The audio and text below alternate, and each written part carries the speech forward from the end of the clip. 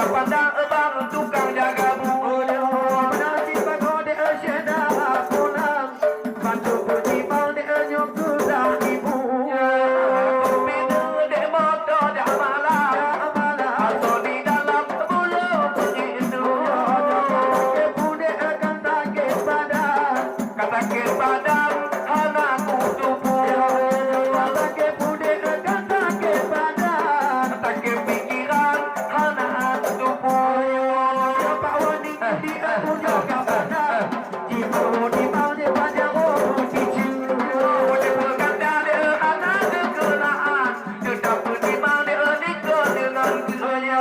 Tahu gaji dia bukan kat saya, terbaik punya dia nyosida ibu. Aku pindah dia bulu motor dah malam, asal di dalam bulu perindu.